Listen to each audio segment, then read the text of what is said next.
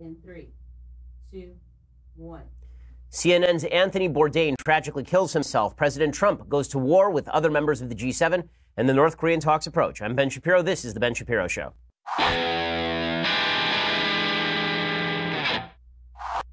So it's obviously a depressing day in a lot of the public news, and we'll get to all of that in just a second. First, I want to make a couple of announcements. So first, I want to mention that on Father's Day, we'll actually be doing something fun. So June 12th, 7 p.m. Eastern, Daily Wire God King Jeremy Boring is hosting a roundtable discussion with me and Andrew Klavan and Michael Knowles, and we'll all discuss what fatherhood means, and Knowles will speculate about it, and why fathers matter, and Knowles will speculate about that too, and how fatherhood will stand up against an increasingly anti-male culture. And Knowles doesn't know anything about that either, but he'll sit there in silence. Subscribers will be able to write in live questions for us at dailywire.com. Again, that is Tuesday, June 12th, 7 p.m. Eastern, 4 p.m. Pacific. And you can find our special live stream on Facebook and YouTube, so don't miss it.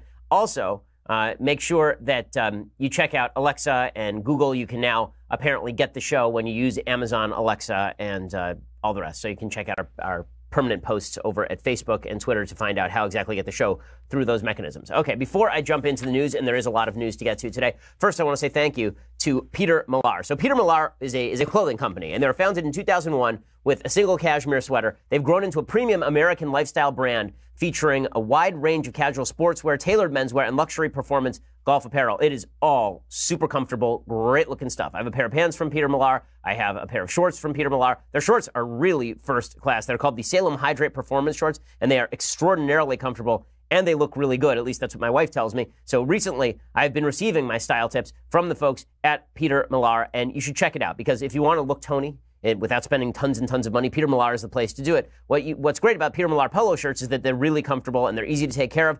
Out of the dryer, you don't have to put an iron to them, so you don't have to worry about what to wear to any occasion, because, again, Peter Millar becomes your go-to look. I mean, they really do have this wide variety of clothing that is really good looking. It's a way to look rich without having to actually be rich. You're never going to look out of place with Peter Millar clothing. Everything I've ever worn from Peter Millar is extraordinarily comfortable. Check it out right now at petermillar.com/Ben, and you can check out some of my Peter Millar favorites. Be sure to use my link, and you will receive complimentary shipping as well as a free hat. That's Peter Millar, MILLAR.com/Ben. That's petermillar.com/Ben. Go check it out. The clothes are supremely comfortable and really good looking. petermillar.com/Ben. Okay, so the big news of the day is obviously that Anthony Bourdain, the CNN host, killed himself. He hung himself apparently at the age of 61. And this raises a number of serious questions about exactly how the American public ought to treat suicide, what we can do to minimize the risk of suicide. First of all, let me begin by saying that if you are depressed or if you are suicidal, please call the National Suicide Prevention Hotline at 1-800-273-8255. That is 1-800-273-8255. Your life is worth more than throwing it away. There are so many different aspects to the suicide epidemic that's happening in the United States right now, and it really is an epidemic. It's not only celebrities. It's not just Robin Williams. It's not just Kate Spade. It's not just Anthony Bourdain. Apparently, both Anthony Bourdain and Kate Spade were apparently, at least I know this is true of Kate Spade, she was very obsessed with the Robin Williams suicide. What happens with a lot of folks who commit suicide is they become fixated on other people's suicide. There is a copycat effect that happens with regard to suicide. I want to give you some of the statistics on American suicide because they're extraordinarily scary. As of 2014, American suicide rates had skyrocketed to their highest rate in 3 decades, all the way to 13 people per 100,000, even as death rates from other causes have declined markedly. Suicide is particularly common among middle-aged white people. Obviously, that would include Robin Williams and Kate Spade and Anthony Bourdain. The overall suicide rate climbed 24% from 1999 to 2014. In 2014, over 14,000 middle-aged white Americans committed suicide. Between 2006 and 2016, the suicide rate for white kids jumped 70%. The suicide rate among black kids, which is a lot lower generally than the suicide rate among white children, jumped 77%. According to USA Today, a study of pediatric hospitals released last May found that admissions of patients ages 5 to 17 for suicidal thoughts and actions more than doubled between 2008 and 2015. The group at highest risk for suicide are white males between 14 and 21. So let's begin with this. What is causing this uptick in suicide? Why is it that we are seeing suicide at record rates in the United States, at unprecedented rates over the last 3 decades in the United States? So let's take some of the traditional theories and we'll talk about whether they are right or whether they are wrong. So one of the traditional theories is that suicide is a factor of poverty, that when the economy has a downturn, then you see increased suicide. There's very little evidence to support this. There's very little evidence to support the idea that there's mass suicide on the way when poverty breaks in. obviously the economy was well underway by 2014. That had not stopped the increase in suicide from 2008 to 2014. And the suicidality rate has continued to increase, as far as I'm aware, up to 2017 and 2018, when the economy has been extraordinarily good. I mean, we now have a 3.9% unemployment rate. So it's hard to blame the economy for all of this. Also, it is simply not true that poverty is linked to suicide. It's just not true. Maybe changing in financial conditions is linked to suicide, like you were rich and then you became poor or something. But in reality, there's almost a reverse correlation between wealth of groups in the United States and suicide rate, at least in some areas. So white people on average are richer than black people on average. Black people on average in the United States commit suicide at a far lower rate than white people on average do in the United States as well. So I don't buy into the poverty as an explainer for suicide attempt that's been put out there by the media. And then there's the most popular theory that's going around right now, which is that bullying is what is causing this uptick in suicide. There's an increase in the amount of bullying that's happening in schools. Number one, I don't see the evidence for that. I don't see that there's any evidence that suggests that bullying is worse now than it was, say, 30 years ago. So if it really were about bullying, then I don't see that. I also don't see why that would have any impact on middle-aged white people killing themselves. Also, the statistics on bullying are really conflicting. So there have been studies that suggest that really it's depression and delinquency. And when people say they are bullied and then they commit suicide, that doesn't necessarily mean they were bullied. People who don't commit suicide are more likely to say that they were picked on as opposed to bullied. So in other words, if you acted the same way toward two people and one of them said I was bullied and one of them said I was picked on, the person who said I was bullied is more likely a person who's going to commit suicide just from the get-go than the person who says I was picked on. Now, I'm speaking from a position of experience when it comes to bullying. I was viciously bullied in high school. I was physically abused in high school. And none of that made me suicidal because I was not a clinically depressed person. And clinical depression and suicide obviously are highly linked together. So saying that it's just bullying and if America stopped its bullying, that everything would be better, again, that doesn't explain why the black suicide rate is so low. If bullying and racism are so prevalent in American society, why aren't black suicide rates higher? Also, it's obviously not true that to go back to the poverty point for a moment, it's obviously not true that poverty is linked to suicide because actually poorer societies have lower suicide rates than richer societies. It's almost a Western phenomenon, the phenomenon of mass suicide and suicide in these numbers. So that takes a few of the key explanations that have been put on the table off the table. There is an argument to be made. There are several arguments to be made about what exactly it is that causes suicide. First of all, clinical depression obviously is linked to suicide, and clinical depression can be conditional or it can be just natural, right? I mean, it can be genetic, that depression runs in your family, or it can be conditionally related. And one of the things that gets people out of depression is very often something called cognitive behavioral therapy, where people are taught in psychoanalysis to essentially break the chain of bad thoughts that is leading them down a dark path. So people who are depressed tend to think that something bad happened to them, and therefore something worse is going to happen to them, and therefore something worse than that is going to happen to them, and this chain is unbreakable, there's no way to escape it, and therefore maybe I commit suicide. Well, cognitive behavioral therapy is designed to say to you, well, maybe the bad thing that's happening to you isn't all that bad. Maybe you should take a second glance at your emotions. Maybe you shouldn't actually humor your emotional state to the extent that we are humoring it right now. Now, some people require drugs for depression, and I am not anti-drug when it comes to severe depression. I think that medicating for serious mental disorders is a good thing. I think if you can alleviate your depression by taking Alexa? If you can alleviate your depression by taking some of the drugs that are available on the market, then you should absolutely do so if you need to. But the question is not what to do when you have depression. The question really is why the depression exists in the first place. I would suggest that there is a societal lack of meaning that has set in a pretty serious way, that young people have basically been told that their emotional state is key, that your emotional happiness is key. In prior generations, people were basically taught that your emotional state was not key, that what you felt about the world was less important than what you did in the world, and that life was a lot of struggle. You had a higher purpose, you had a higher duty, and that there were going to be people there to help you out through that higher purpose and higher duty. I think we've become more fragmented as a society. I think we've become more atomistic as a society. I think we've treated each other as objects rather than as human beings more as a society. Some of that has to do with radical uptick in use of social media. And some of that has to do with decline of religion. There are good studies that suggest that as religion decline, as religious communities decline, that rates of depression go up, rates of suicidality go up as well. Decline of religiosity in wealthier societies, there are studies to support this, has led to an uptick in suicide. So finding a common meaning again, I think, is going to be something that we actually have to spend some time doing. Just sort of brushing this under the rug or suggesting that if we're a little bit nicer to each other, it's going to fix everything. I don't think that's correct. I think that there are a lot of people out there who are feeling that they lead a meaningless life. And if you feel that you lead a meaningless life and your only method of meaning, your only way of gaining meaning is to look at the superficial or to look at friendship on social media or to gauge your life's worth by your amount of happiness, it's a real problem. You see this with regard to opioid addiction as well. If you read Dreamland by Sam Quinones, all about the opioid addiction massive wave that's been happening, one of the things he talks about is the fact that pain is now considered an ultimate evil in American society, that you actually use pain as what they call the fifth vital sign when you go in for a doctor's appointment, right? They check your vital signs, they check your pulse, they check your blood pressure, they check your temperature and all the rest, and then they ask you your pain level, and this is considered a vital sign that has to be alleviated. Well, people have been living with pain for thousands of years, but if your definition of happiness is avoidance of pain, then anytime you experience pain, you're going to take it a lot more seriously than you would if pain were not at the top of your list for something that matters deeply. Finding purpose in life beyond personal alleviation of pain or personal material wealth and happiness is going to be something that's necessary for us as a society. And again, none of this is a cure for clinical depression. None of this is a cure for people who have genetic predisposition to depression. None of this is a cure for people who are going to be depressed no matter what.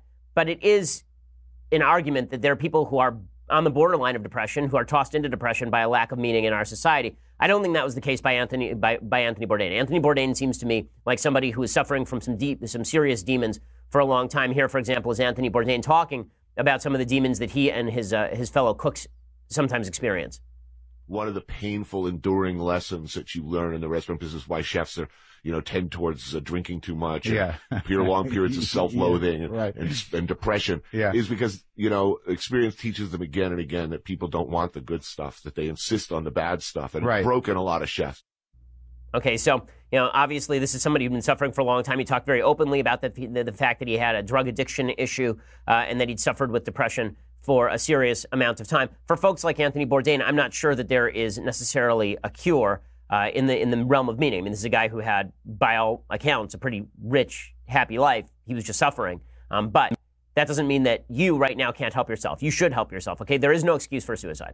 I know that as a society, we've decided that there's an excuse for suicide and that there's almost a moral side to suicide, that committing suicide is something that should be treated purely as a tragedy and not as a moral decision. Well, Anthony Bourdain leaves behind a 13-year-old son. That's a moral decision, and that's something that we should be fighting against. That's not to blame Anthony Bourdain for his own condition. That's not to blame Anthony Bourdain for what he did to himself, but it is to say that as a society, we have to see suicide as a moral bad. We have to see it as something that is inappropriate as a solution to any ills, and to glorify it in any way is a serious problem. I'm going to talk about the glorification of suicide in just a second. First, I want to say thanks to PolicyGenius.com. So if you are worried about death, right, if you're concerned that at some point in the future you're probably going to plot, not probably, at some point in the future you will plot, and you want to make sure that your family is not actually left bereft, that's what Policy Genius is there to help you prevent. Policy Genius is the easy way to compare life insurance online in just 5 minutes. You can compare quotes from top insurers to find the best policy for you. And when you compare quotes, you save money. It is indeed that simple. In fact, Policy Genius has helped over 4 million people shop for insurance, and they've placed over $20 billion in coverage. So go check it out. They don't just make life insurance easy. They also do disability insurance and renter's insurance and health insurance. If you care about it, they can indeed cover it. If you've been putting off getting life insurance, there really is no excuse for doing so because, again, it's just an irresponsible decision to leave your family in the lurch. It's never been easier to buy. Rates are right now at a 20-year low. Check it out at PolicyGenius.com, PolicyGenius.com. Again, it's very quick, it's very easy, and it will help you compare all the various quotes that you need. It's simple. It'll ensure that your family is taken care of if something bad should happen to you. Check it out, PolicyGenius.com, the easy way to compare and buy life insurance. Okay, talking about the glorification of suicide, one of the serious issues that we in the media have to deal with, and I want to start this conversation today because I'm still trying to figure out for the media outlet that I run exactly how we ought to cover issues like Anthony Bourdain's suicide. There is something called the Werther effect. Okay, the Werther effect is a very well-studied phenomenon.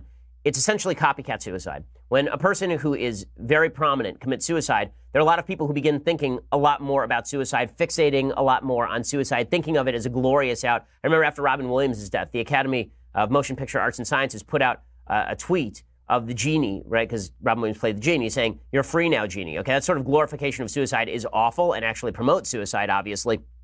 The Werther effect is named after a book called The Sorrows of Young Werther by Goethe. That book, supposedly, I mean, the studies are conflicting, caused suicides all over the continent. There were young men who saw it as such a romantic ideal to commit suicide, they actually started walking around wearing the clothes that Werther is described as wearing in the book. But whether it was true of the Goethe book or not, it has been confirmed over and over and over. In the aftermath, for example, of Marilyn Monroe's suicide, in the months after her death, there were 303 excess suicides, meaning higher than average, in the United States. there have been multiple studies on this sort of stuff. After that show by Netflix, 13 Reasons Why, which essentially glorified suicide and said there were excuses for it, that a normal person who didn't suffer from depression or problems could be bullied into suicide. Once that show came out, Google queries about suicide, this is according to The Atlantic, rose by almost 20% in 19 days after the show came out, representing between 900,000 and 1.5 million more searches than usual regarding the subject. 17 out of the top 20 searches were significantly elevated. The biggest increases came with terms related to suicidal thoughts and ideation, like how to kill yourself.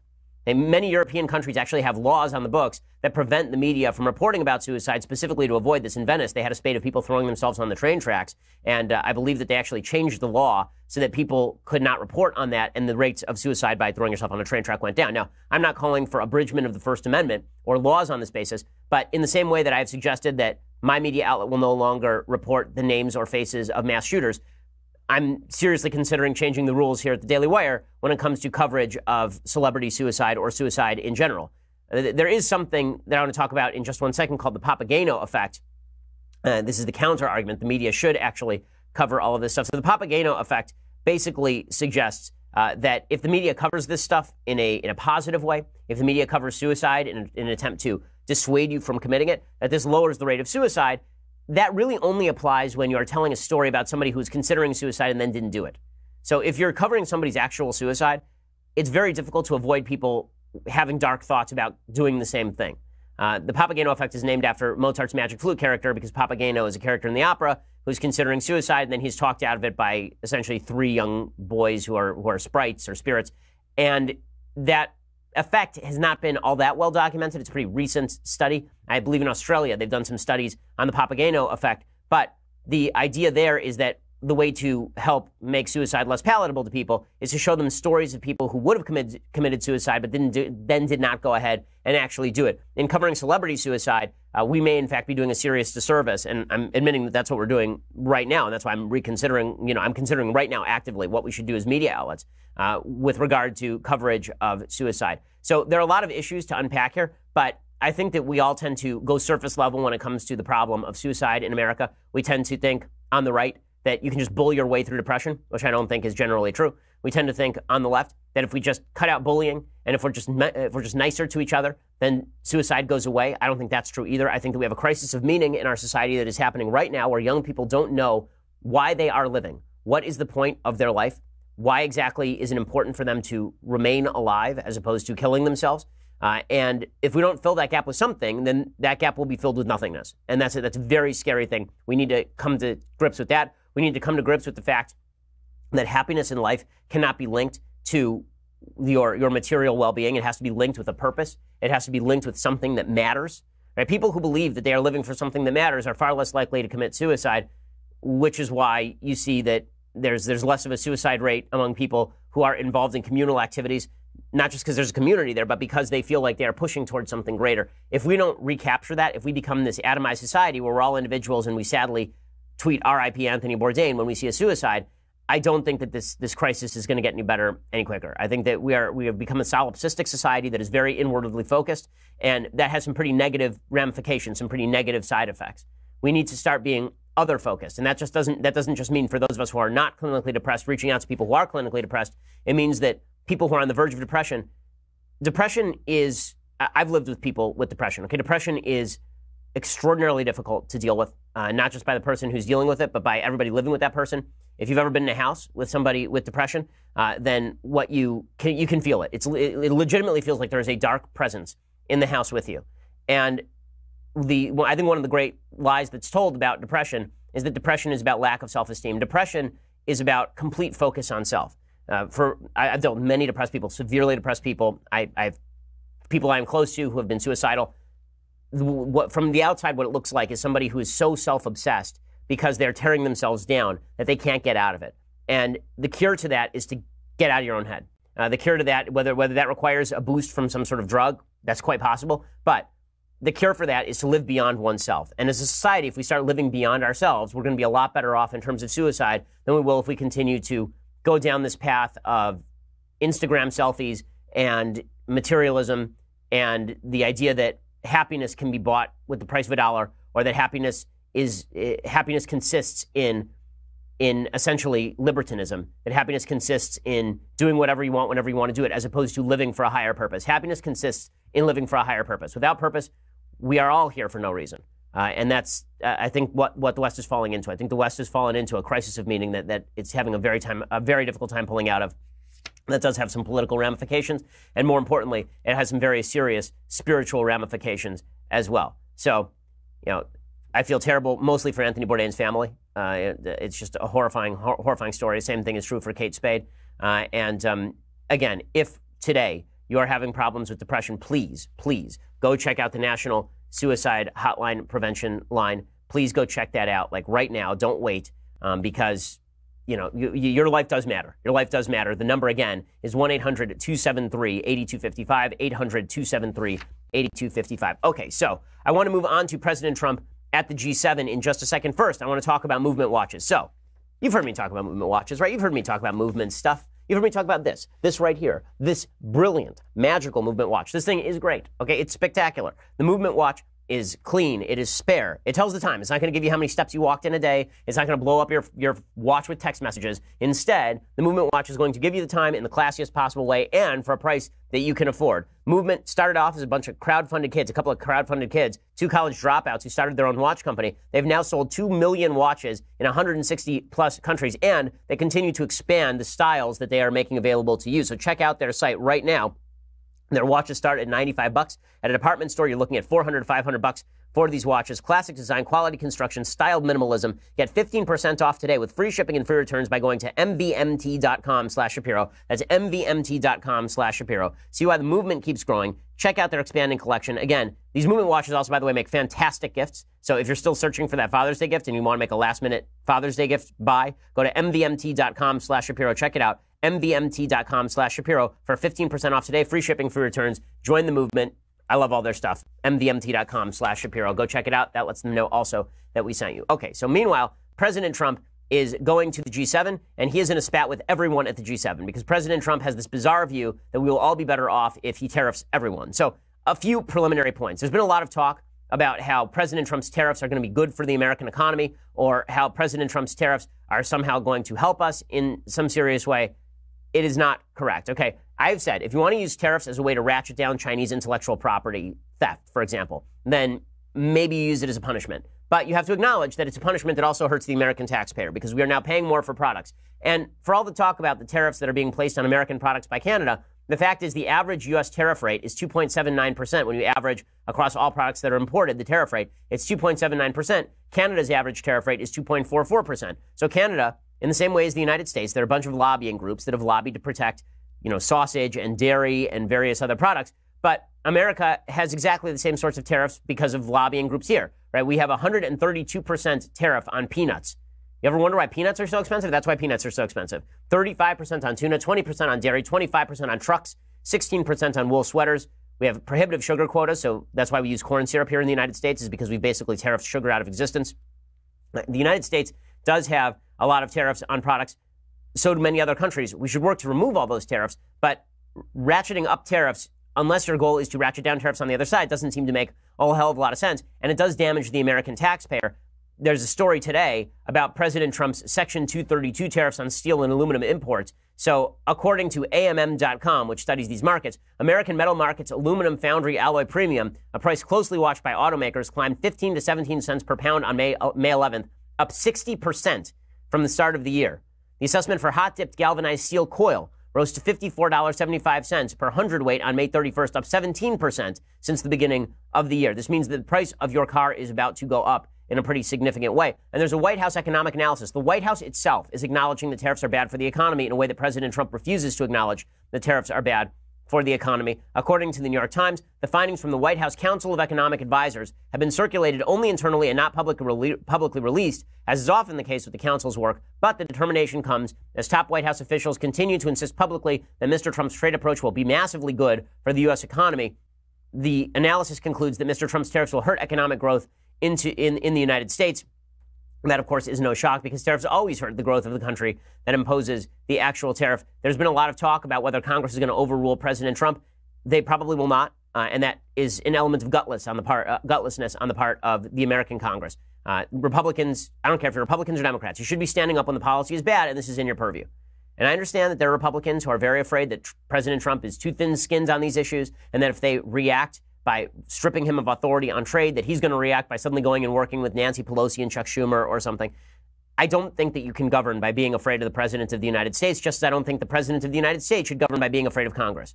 Okay, the system was built for checks and balances, and trade authority was not given to the President of the United States. It was delegated there by Congress. It can be removed at any point. Nonetheless, President Trump is now in a flame war with Emmanuel Macron, who is the leader of France. So Macron was tweeting out against the president, the American president may not mind being isolated, but neither do we mind signing a 6-country agreement if need be, because these 6 countries represent values. They represent an economic market which has the weight of history behind it and which is now a true international force. And then he continued along these lines. He said, the will to have a text signed by 7 countries must not be stronger than the content of that text. On principle, we must not rule out a 6+1 agreement. So first of all, I will just say this about Emmanuel Macron and the Europeans. They're perfectly happy to sign an agreement with Iran that was garbage, but they're not going to work that hard to sign an agreement with the United States. It seems like they might want to work a little harder on all of that. But if he's talking about tariffs and trade policy, President Trump is very difficult on these issues. And here's what President Trump was tweeting. And President Trump responded, why isn't the European Union and Canada informing the public that for years they've used massive trade tariffs and non-monetary trade barriers against the U.S.? Totally unfair to our farmers, workers, and companies. Take down your tariffs and barriers, or we will more than match you.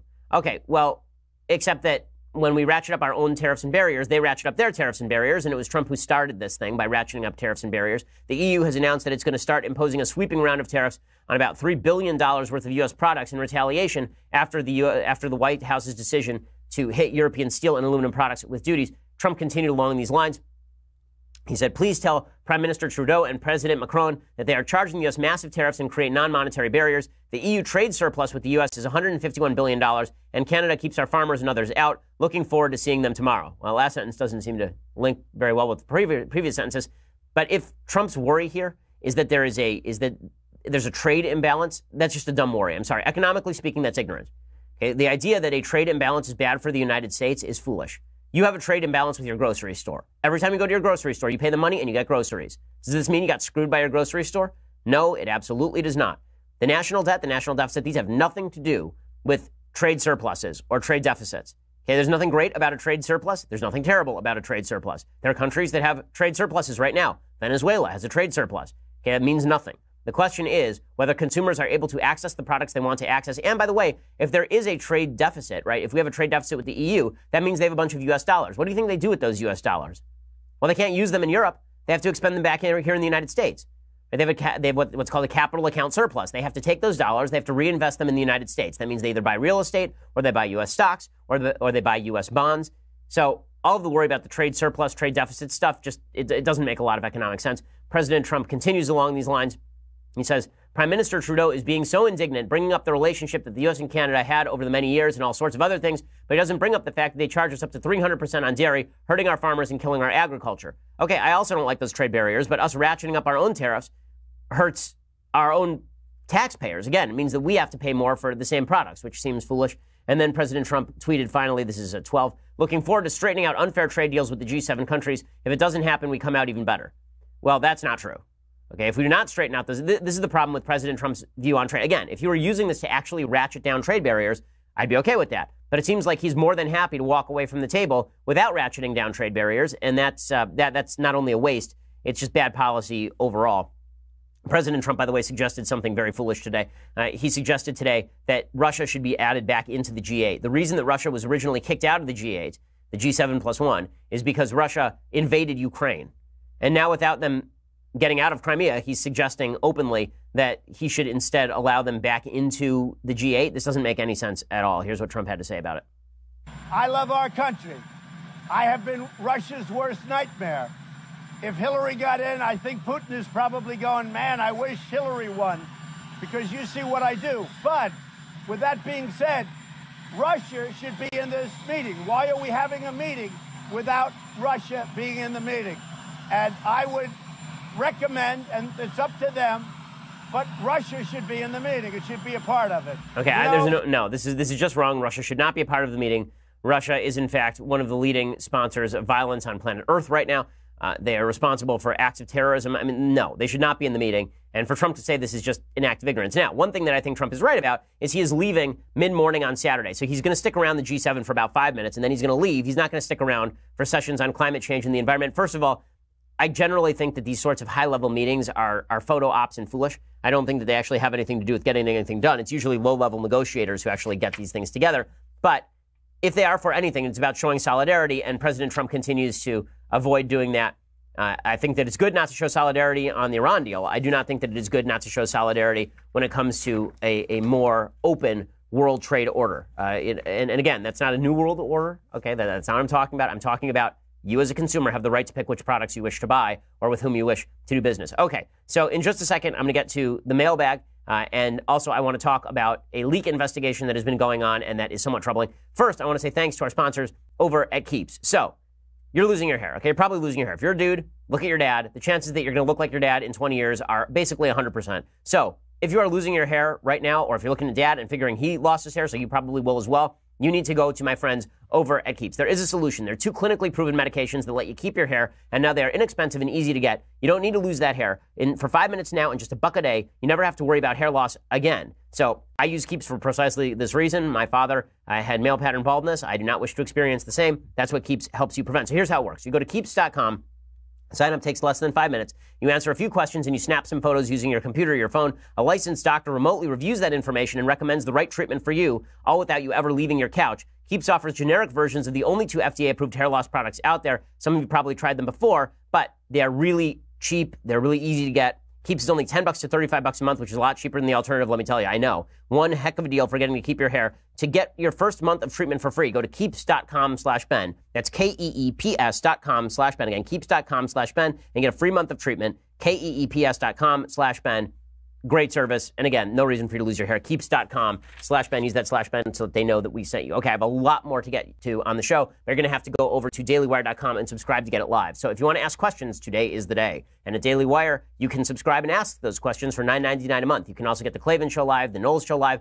Also, when we have events, like we're having 2 big events in August, then one of the things that you can do is you can actually get VIP tickets before anyone else when you become a subscriber. So check that out. The annual subscription comes along with this, the very greatest in all beverage vessels, the Leftist Tears hot or cold tumbler. You will love it. You will enjoy it. It will make your life richer in virtually every conceivable way. So go check that out right now for $99 a year. Also, as I announced earlier, The Ben Shapiro Show is now available on Amazon Alexa and Google Home. So if you have a virtual assistant, you can listen to my podcast with a simple voice command after you enable the skill on Alexa or ask Google to talk to the show. For more information, just go check out our pinned tweets on Facebook and Twitter. So go check that out right now. If you want to listen later, make sure that you subscribe. You should subscribe because on Sunday we have our Sunday special, and our Sunday special this week features the inimitable Jonah Goldberg. So go check that out right now by subscribing at YouTube or at iTunes or wherever you listen to this podcast. We are the largest, fastest growing conservative podcast in the nation.